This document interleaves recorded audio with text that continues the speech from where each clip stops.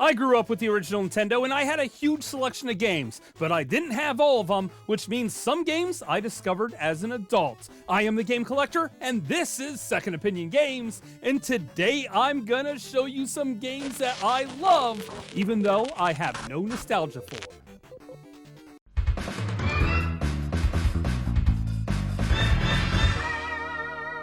Second Opinion Games.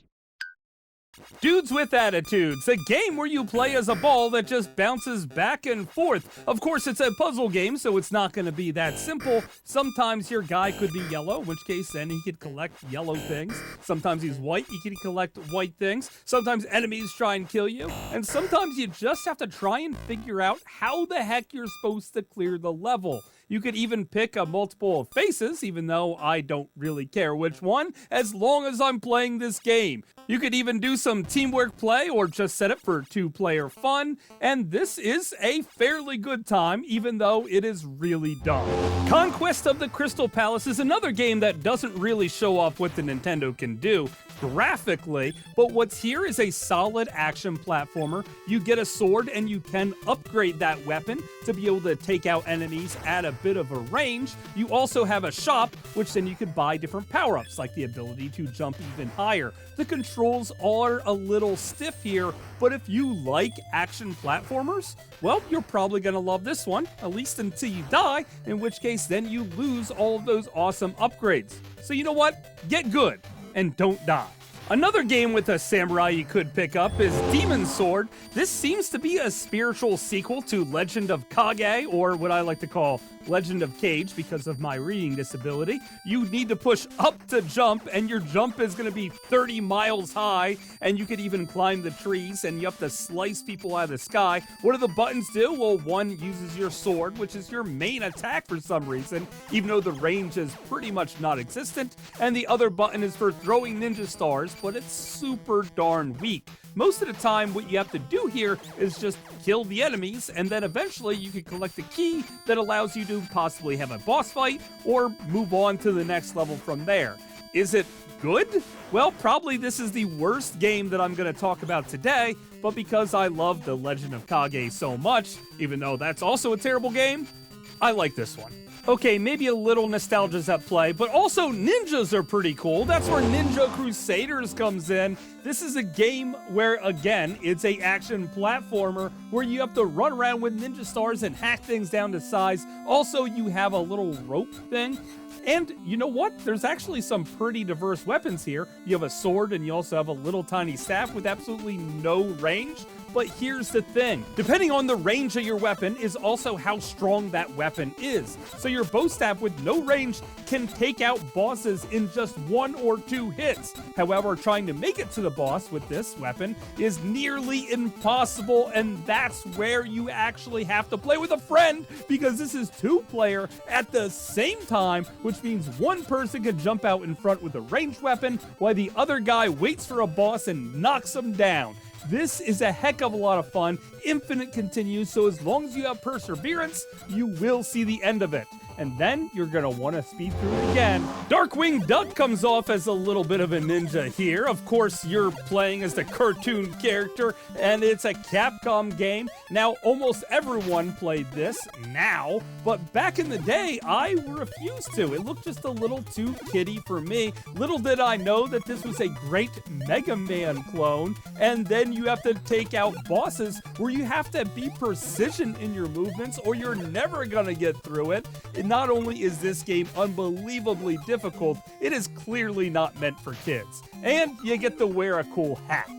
Hatris! Now there's no way I would have bought this for $60 back in the day. If I didn't pick it up at a $5 bargain bin, I probably still would not play this. And then when I finally did, I was addicted from the start. Stacking hats sounds really stupid, and doing it in a puzzle game sounds really stupid. But you know what? This is actually quite fun. And then when you start mixing in more and more different types of hats, you just can't believe how far and how long you'll be lasting playing this ridiculously stupid game, even if there are hats involved. It may not be the best puzzle game, but it is sure a darn good one. Toad Dude also has a hat in Wario's Woods. Of course, wait, maybe that's just his head. He is like a mushroom guy. So, is that really a hat? Anyway, side subject here. This is the very best puzzle game for the original Nintendo. And I'm putting it above Tetris. You play as Toad, where you have to pick things up and put them down, and you also have a few maneuvers at your disposal, like sometimes maybe to kick things, or maybe even just pick up bombs and blow them the heck up.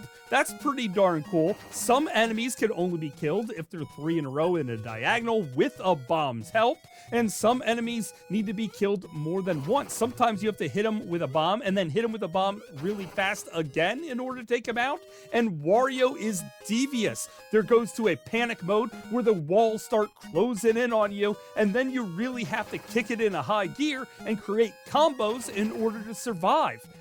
I love Wario's Woods, and I cannot believe I didn't get it when I was younger. There's a version also on the Super Nintendo, but I'm telling you, go with the NES one all the way. Krazy Kreatures! First of all, there's a mode here called Stuff, and then it's just blocks, and you're trying to go for a high score in a tight time limit by matching the blocks together, picking up and moving them around. Now that's just getting started because the game itself, Krazy Kreatures, you're trying to pick them up and put them down and hopefully get 3 or more in a row, in which case then the row disappears. Now the rules are always changing here, so different creatures mean you have to put more down in a row. There's also mystery blocks that do different things, and holy crap, this is a fast-paced game of puzzle creature connecting that's quite fun. I mean, this is better than most of the Match 3 puzzle games that are on the market today for your smartphone. Only it's on the NES, and it's awesome. Mutant Virus is another action puzzle game. It has controls similar to Asteroids, where you float around, only you have to fire at viruses that are inside of a computer. Now, these actually act like what real viruses would. There's lots of math going on here that I really don't have time or the knowledge to explain, but basically, you have to clear each room and then move on to another room. There's no boss battles or anything like that. However, sometimes there are things that can kill you, and if you hang out in the virus itself for too long, well, then you can also die. There's a story here, but I don't care about that at all. What I do care about is playing as a little spaceman in a very unique title. Gun-Nac, the very best shooter for the console. Of course, I didn't like shooters back then, or at least I didn't think I did, until I started playing them heavily on the PlayStation 1. And when I started playing Gun-Nac, I thought, holy crap, this is awesome, especially because it was about a week after I picked up Blazing Lasers on my TurboGrafx 16, and I thought this is like the same game, only downgraded to the Nintendo. You do have a ton of different weapons, so you can explore how you want to play through the game. Of course, I like the homing missiles that just sort of fly around and blow everything up, and it makes me feel like I'm actually good at shooters, which I am not. But even with that, it's still not going to be a super easy process. It's balanced with being overpowered and perfect for a beginner at the shooters. Air Fortress is another shooter, only this time it's not just about flying to the right and blowing everything up.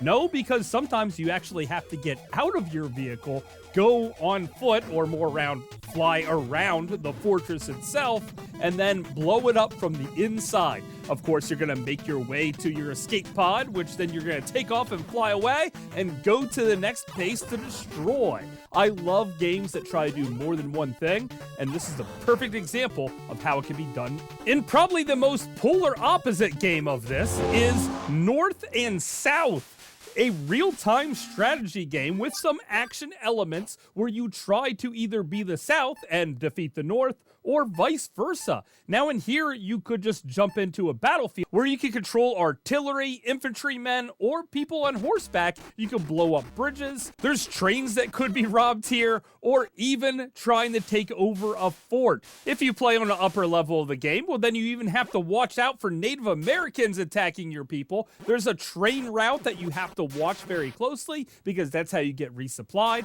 With more resupplies means more troops, and the more bases, then the more money you get to buy said troops. It's a perfect strategy game. other than the fact that it controls janky as all hell, but that's part of the reason I love it so much. It is a great two-player game, and if you're playing against a computer, well, you could jump in and see if the South did have a chance in the final years of the war. I want to give the homebrew stage a little bit of love here too. That's why Micro Mages is here. You're always trying to work your way up, and then you fight an awesome boss battle. But then when I played with more than one person, I thought, holy crap, this game is so much better than I thought it was. Because you could even destroy checkpoints for extra points. You're both competing against each other. You could have a charge shot attack. You even pick up a little Banjo-Kazooie bird that lets you hover through the air just a little bit. And it's usually one-hit kills, but if you're playing with more than one person, well then you can turn into a ghost and steal the other person's money and fly around and sometimes even help them out by stunning the opponents on the screen. I really love this game. It is the quintessential best homebrew experience I've had on the Nintendo Entertainment System, and I would probably put it in the top 10, if not the top 5, of any Nintendo game. Of course, there is one more homebrew game I just have to talk about. Rugrats Adventures in Gameland. This game completely blew me away. You can buy a very new and prettier version on the Nintendo Switch right away, but hidden deep inside the code is actually a full-on Nintendo game that they built over top of it, and it's the way that I think this game should really be played. You could control Chucky, or the nerdy kid, or the twins, and you could jump back and forth between them. It sort of plays slightly like Mario 2, because you can lift stuff up like that and throw them. I'm sure this game actually had lots of different inspirations, and you get to see the world through the eyes of a baby, even if it is totally using their imagination. There's really cool boss battles here, and it really did push the limits of what the Nintendo can do, and it is also unbelievably fun. I feel confident that no matter who you are, even if you have no nostalgia for the original Nintendo whatsoever, if you jumped in and started playing this, as well as almost all the games I talked about today, then you would find yourself in love with the original Nintendo. But of course, that's just my opinion. Thanks for watching.